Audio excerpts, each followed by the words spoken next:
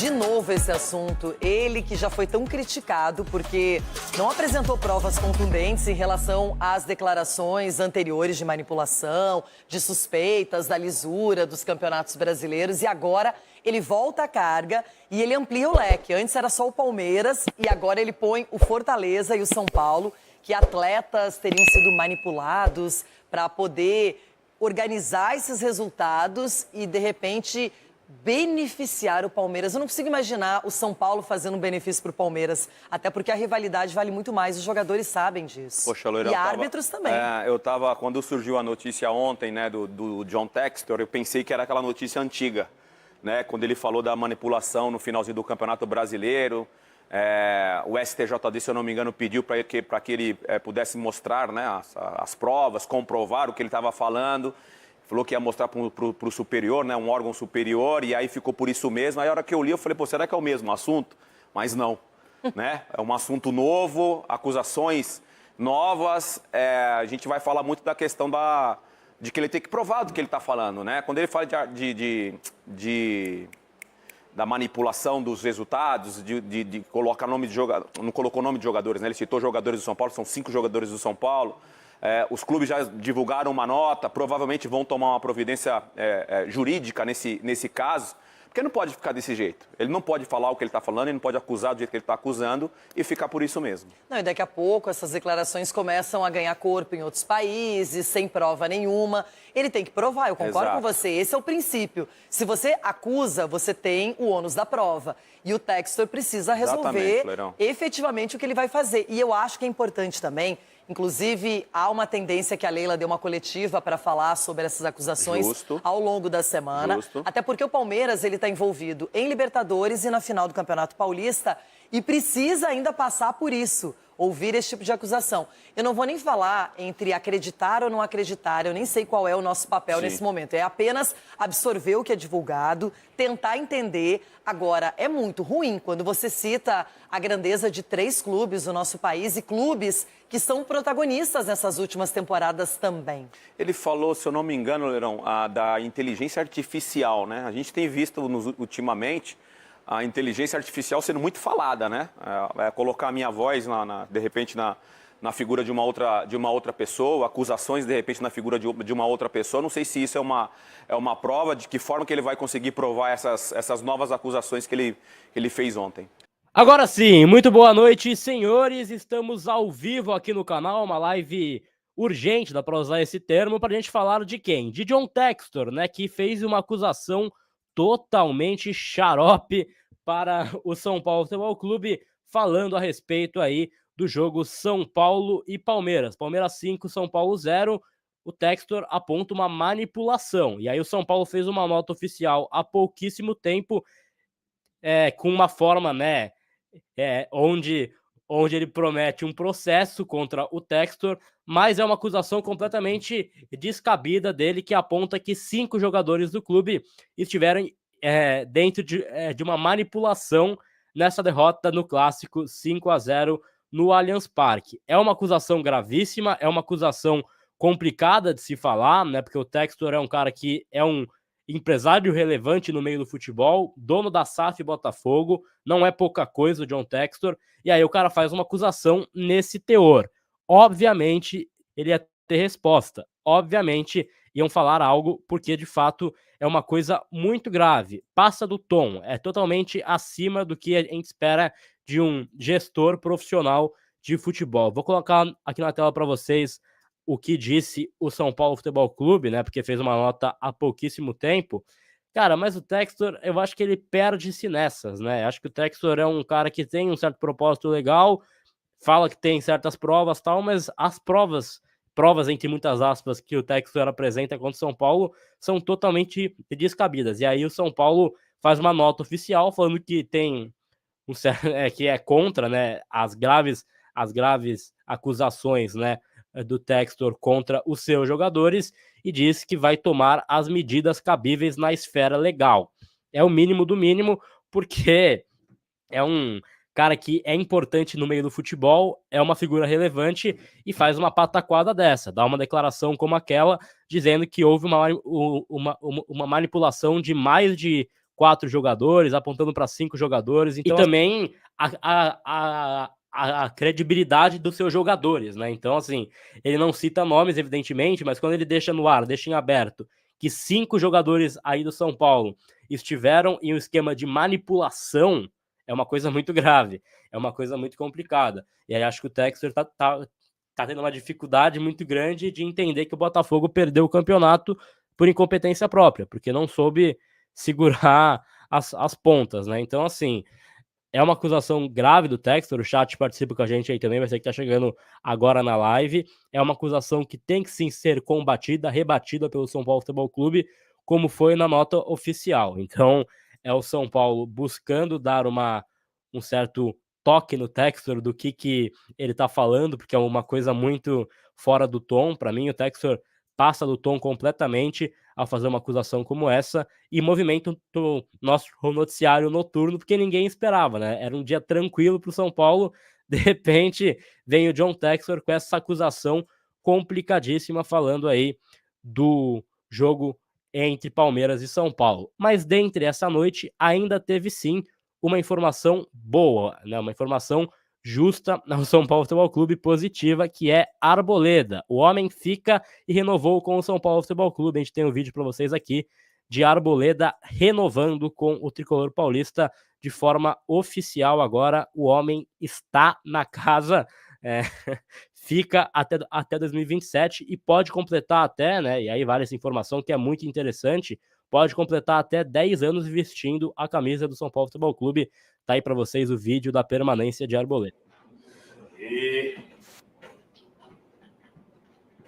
Opa! Irmãozinho! Fábio? E aí, garoto? O que tem para mim aí? Oxi! Agora vai, né? Quando chegou a proposta do time como São Paulo, eu falei, caralho, São Paulo.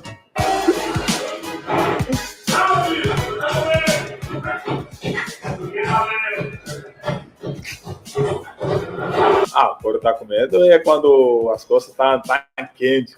Me arrepio falando dos meus companheiros. Eu confio muito em mim, sabe? Meu Deus do céu. Já não é o cara mais chato do time. Eu sou muito pica, muito bravo.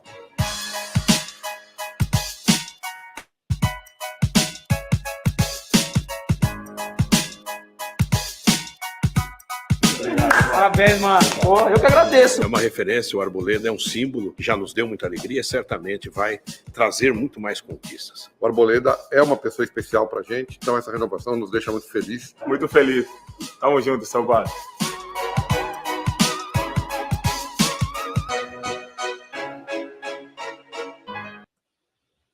Tá, então, Arboleda fica, o homem fica, quem não for São Paulo pode ir embora, que o Arboleda está no São Paulo Futebol Clube até 2027. E no São Paulo, renovação. Depois de uma novela muito grande, um jogador importante fica até o final de 27. É hora de Libertadores.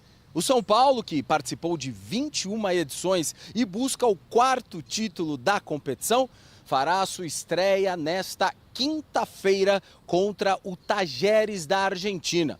A partida será disputada em Córdoba, no estádio Mário Alberto Kempes, o mesmo da final da Sul-Americana de 2022, quando o clube foi derrotado pelo Independiente Del Valle. O São Paulo está no grupo B da Liberta, que tem também Barcelona de Guayaquil e Cobresal do Chile. No CT da Barra Funda, o elenco se reapresentou após o domingo de folga. Os 11 prováveis titulares trabalharam em 2 etapas, enfrentando os reservas e em atividade de construção e combinação de jogadas. A expectativa gira em torno de James Rodrigues, que pode iniciar a partida, já que isso também aconteceu no jogo treino do sábado, na goleada por 10-0 para cima do Atlético Mogi. A principal dúvida ainda é o argentino Caleri. O atacante ainda se recupera de um problema na parte de trás do joelho direito. Contudo, o próprio atleta disse em uma live que pretende estar em campo contra o Tajeres. A semana de trabalhos do São Paulo antes deste duelo tem ainda 2 treinamentos. E na tarde de quarta-feira, a delegação viaja para Córdoba. O dono da SAF do Botafogo continua falando muito e não provando nada. Na tarde desta segunda, John Textor, dono da SAF do Botafogo, voltou a causar polêmica, alegando que tem provas concretas de que o Palmeiras tem sido beneficiado pela arbitragem brasileira. Ano passado foi turbulento. Não vou deixar o que aconteceu ano passado passar batido. Estamos em uma nova temporada. Temos provas pesadas, 100% confirmadas de que o Palmeiras vem sendo beneficiado por manipulação de resultados por pelo menos 2 temporadas.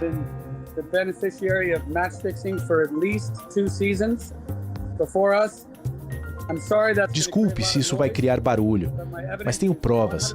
Vou mandar aos procuradores. Estou aqui para defender a honra do meu clube. Posso prometer a vocês que ninguém vai mexer nas nossas partidas desse ano.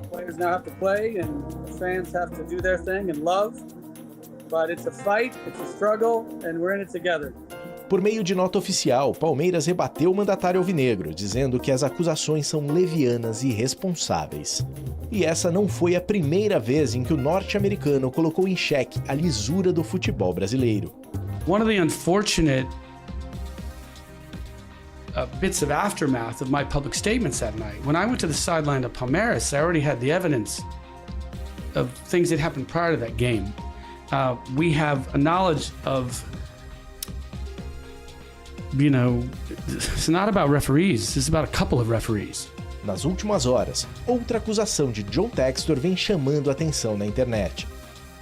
O americano postou longa nota em seu site, onde acusou os jogadores do São Paulo de estarem envolvidos em um suposto esquema que visaria entregar o título do Campeonato Brasileiro de 2023 ao Palmeiras. Em nota, o tricolor paulista prontamente rebateu e prometeu tomar as medidas cabíveis contra o empresário, que até o momento não apresentou provas de nenhuma das acusações. A parada é a seguinte, já está falando muito e ninguém fazendo nada. Ou a CBF toma uma posição porque a limpeza e idoneidade do campeonato está em jogo. A Arboleda renovou, a gente mostrou o vídeo para a galera aqui, fica no São Paulo até 2027. Caso ele cumpra esse vínculo, são 10 anos vestindo a nossa camisa, Mikael. E aí eu quero te perguntar, para você, é um cara que dá para considerar ídolo do São Paulo? Olha, Gabriel, eu acho que se fosse exclusivamente pelo fator dentro de campo, eu conseguiria considerar, assim, tranquilamente o Arboleda como um ídolo. Porque ele, acho que é o jogador mais velho do elenco, velho que eu digo, tipo, há mais tempo, né, no elenco, já passou por todos os perrengues aí, dos últimos anos do São Paulo, até chegar ao título ano passado, né? Mas alguns fatores extra-campo, principalmente aquele de vestir a camisa do Palmeiras, ainda não me desce totalmente. Mas eu consigo aceitar tanto a opinião de quem considera ele um ídolo, porque ele fez grandes jogos importantes pelo São Paulo e é sem dúvida a nossa referência na zaga já há algum tempo, mesmo quando veio o Miranda já mais velho e tudo mais, o Arboleda continuou sendo a nossa referência na zaga. Mas, assim como eu não considero ele um ídolo por conta de alguns fatores extra-campo, eu também entendo aqueles que não consideram ele um ídolo, até porque, né, eu e você, assim, que somos mais novos, talvez ele seja um dos grandes zagueiros que a gente viu. Mas muitos dos São Paulinos consideram muitos outros zagueiros à frente dele e por isso acabam não considerando ele um ídolo. Eu, particularmente, acho um grande jogador, muito importante, gosto dele, a renovação dele é importantíssima, mas não considero um ídolo. Eu acho que é um cara que, assim, ele viveu altos e baixos aqui no São Paulo, é um cara que chega em uma fase muito complicada, o São Paulo brigando para não cair, consegue ser um grande pilar da zaga, assim como foi durante esses anos de clube, passa por bons momentos, ganha o Paulistão, depois ganha a Copa do Brasil. Eu acho que é um cara que, assim, quando ele sair, vai fazer muita falta, né? A gente vai lembrar dele com muito carinho. Eu acho que dá pra considerar uma certa idolatria. Pra mim tem coisas assim, patamares de ídolo, né? Tem, o cara que é o Raí, tem um cara que é o Ceni, tem um cara que é o Arboleda, de repente, que talvez seja aquela primeira prateleira de ídolo. Pra mim, então, ele é ídolo do clube. Eu acho que é um cara que tem uma identificação muito grande e é um jogador que o São Paulino gosta muito e vai sentir muita falta quando tiver fora do clube, né? Então é um cara que vai cumprir aí 10 anos vestindo a nossa camisa, representando todos os jogos. É É um cara que faz muita diferença em todos os jogos, pilar da zaga totalmente, e é um jogador que o São Paulo tem muito respeito. Ele tem o extra-campo engraçado, vai pra balada, faz umas coisinhas dele, mas dentro de campo ele nunca deixou de entregar. Esse é o mais importante. Então, ó, pessoal, pra quem tá entrando com a gente aí agora, foi só uma live muito curta pra gente falar do São Paulo Futebol Clube, que é o que a gente mais sabe fazer, pra gente falar das acusações aí de Textor contra o São Paulo e de Arboleda, que fica de maneira oficial agora no São Paulo Futebol Clube até 2027.